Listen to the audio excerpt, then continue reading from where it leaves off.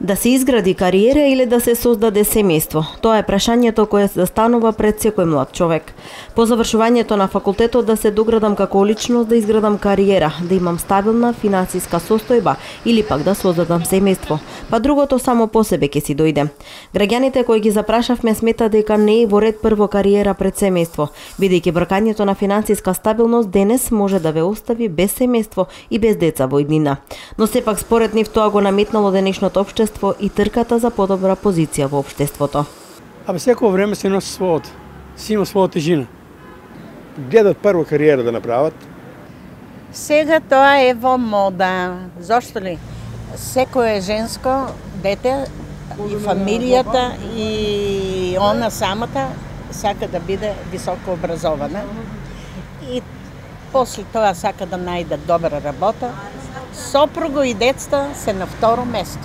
Освен ако не се залюбат многу маленки, па да формират семејство на помлади години.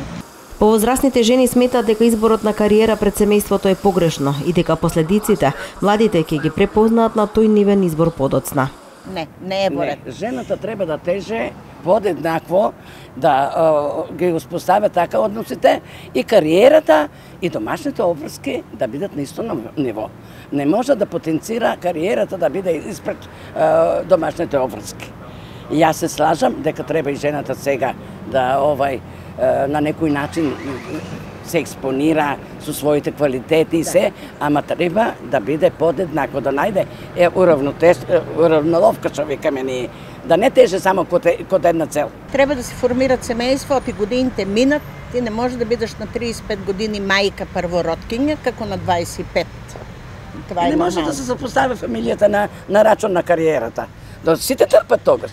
И она трпа, и она не е задоволна, децата трпат, фамилијата трпе и затоа доаѓа до раздори. Додека според повозрастните мажи пак жените денес уживаат во поголема слобода и во своји права. Уживате. Мислам, гледајќи ги сегашните така, младите мајса не може да соображените. Баш ден нареда, като ние едно време, че сме тежали жените, наши си гледа дома работа.